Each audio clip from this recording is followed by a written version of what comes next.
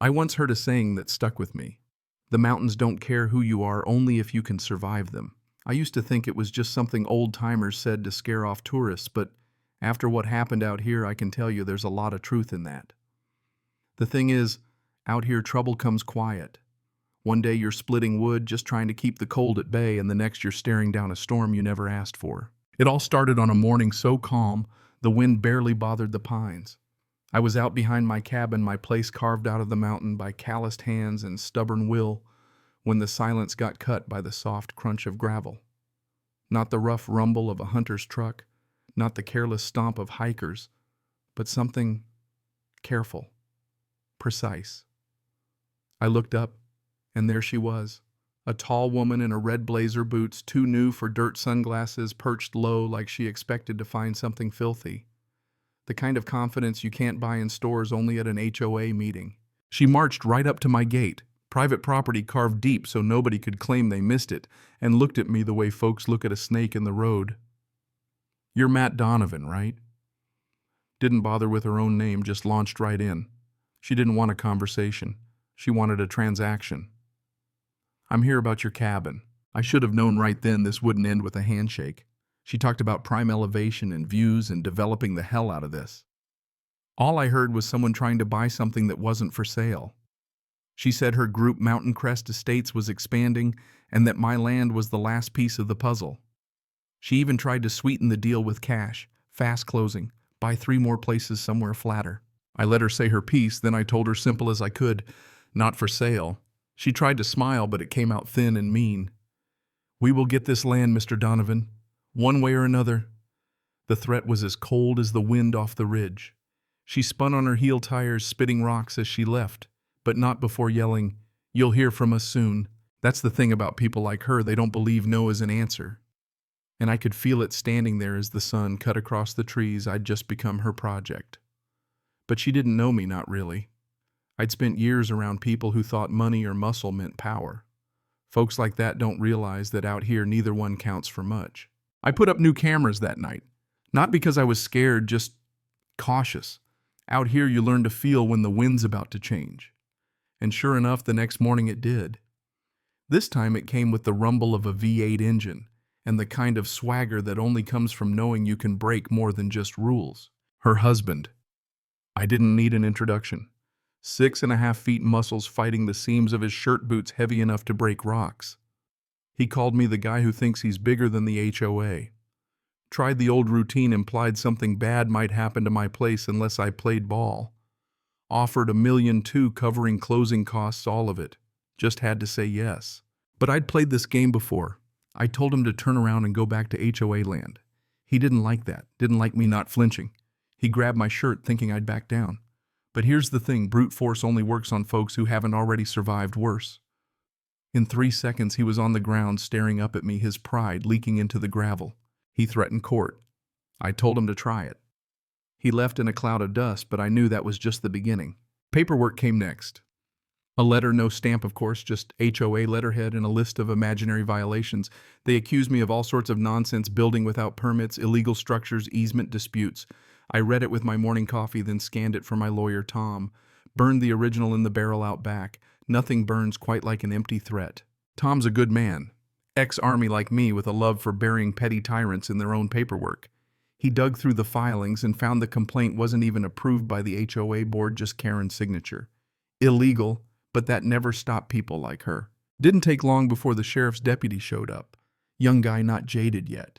He looked around, probably wondering if he'd just stumbled onto a militia compound. I handed him my deed, zoning permits, tax receipts, everything in order. He asked about weapons. I pointed to the sign, "No discharge zone." Cameras backed up everything. We watched the footage of Tank grabbing me putting him down, no weapons, no threats, just a man defending his own ground. He took a copy of this video, left with a promise to file a report. Told me to keep a paper trail like I hadn't already started a binder thick as a phone book. Tom called later that day, found out Karen's complaints were all solo acts, nothing official. He sounded almost disappointed. She's playing dirty but not smart. Then came the online smear campaign. Blurry photos of me on my own land, pistol holstered, wild accusations in a Facebook group about dangerous loners. One rumor said I had kids hidden up here. Another that I was building bunkers. Paranoia fueled by HOA politics. I ignored most of it. But when the threats turned to calls for action, I posted my own video, just the encounter with Tank. No commentary, just facts. It spread like wildfire. Turns out not everyone in Mountain Crest liked Karen. Some even messaged me begging me to press charges. I wasn't ready to go nuclear, not yet. Then things turned. Late one night, headlights crept up near the tree line. Not on my land, but close. 3 SUVs, private security by the look of them. I watched from inside, floodlights ready. Karen was there, hiding behind a clipboard, Tank at her side, 2 goons looking nervous. They tried to bluff their way onto my land, claimed they were on community property, showed me a fake plat map, waving it like it meant something. I called their bluff, reminded them they were being recorded, reminded them trespassing's still a crime. Before things could get ugly, 2 friends, Mike and Curtis, stepped out of the shadows, bats resting on their shoulders. Good men, the kind you want at your back when trouble comes knocking. Tank froze. The guards lost their nerve. Karen started screaming about harassment, but she'd lost the room, lost the power. They got in their cars and left spinning gravel headlights, vanishing down the trail. 15 minutes later, the deputy finally showed. We showed him the footage, the maps, everything. He just shook his head, said the HOA was heading for collapse. I hoped he was right. A few days later, I found an envelope on my porch, no postmark. Just my name in block letters. Inside, 5 pages of HOA accounts numbers circled in red, names that didn't match local vendors. A company called Evergreen Vista, registered in Nevada, running payments through for improvements that never happened. My phone rang, unknown number. A nervous woman's voice. Did you get the envelope? She was the former bookkeeper fired by Karen for asking too many questions. She laid it all out. Inflated charges, fake contractors, HOA money funneled into shell companies. The whole scheme rested on getting my land the last piece. I met her in town, brought Tom along, and we watched as she walked us through folders of emails, invoices, and faked meeting minutes. We turned it all over to the state attorney general, skipped the local sheriff since Karen's brother worked dispatch. The investigation started, quick subpoenas, audits, search warrants. They rolled up to the HOA office, and Suburban's agents filing out with boxes of records. Karen tried to snatch them back, got restrained for her trouble.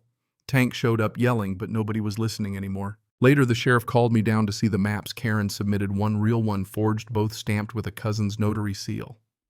That was the smoking gun, attempted fraud, criminal intent. Tom filed for an injunction, and the judge locked down my property line by court order. That should have been the end. But desperation makes people dangerous. One night, Tank showed up alone, a duffel bag in hand. No threats left in him, just the hollow look of a man who bet everything and lost. Inside the bag, every document, every file, the missing ledgers. I'm done lying for her, he said. And then he walked away, disappearing into the darkness. Within days, the indictments dropped. Karen fraud, conspiracy, abuse of power, forgery, attempted unlawful seizure. Tank accessory, intimidation, obstruction. The state froze the HOA's accounts, disbanded the board, launched a forensic audit. The whole scheme crumbled faster than I expected. I was called to testify. The courtroom was packed, neighbors, news vans, the whole town suddenly interested in what went on out here in the Pines. I told them everything, start to finish, handed over. The duffel, showed the jury, the forged maps, the emails, the video of Tank grabbing me. The evidence was so solid the defense didn't even try. Karen got 18 years, no parole for 10.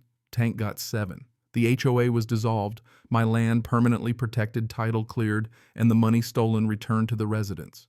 I walked out of court that day and breathed in mountain air that tasted sweeter than any victory I'd ever known. Some folks nodded as I passed, thank you. I just tipped my hat and kept walking. I wasn't their hero, I was just the one who wouldn't back down. Life got quieter after that. The repairs took time. Broken gutters, bent window frames, the scars of a battle fought with paperwork and willpower. My buddies came by for Thanksgiving, brought a plaque for the mantle, never bluffed, never folded. We laughed about it, passed a bottle around the fire, watched the snow fall, talked about nothing and everything. 3 months went by. The county sent a letter, permanent protection for my land, chiseled in legal stone. The hikers came back, some just wanting to see the infamous cabin. Most were polite. A few asked if I was that guy. I'd nod, but only when I felt like it. One evening after the last light faded and the cold crept in, I stood on my porch, coffee in hand. The cabin, scarred, sturdy, alive, stood as proof. Out there somewhere, Karen was swapping pantsuits for a jumpsuit with numbers. Tank was probably trying to earn his keep somewhere he couldn't hurt anyone. The HOA was nothing but a memory, a warning. This place, though, it survived.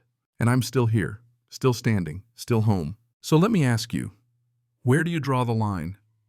When power tries to steal what's yours, do you fold or do you fight back? I know what I chose. Tell me, what would you do? Or better yet, have you ever had to go ahead, share your story? The mountains are listening. Cảm ơn các bạn đã xem video.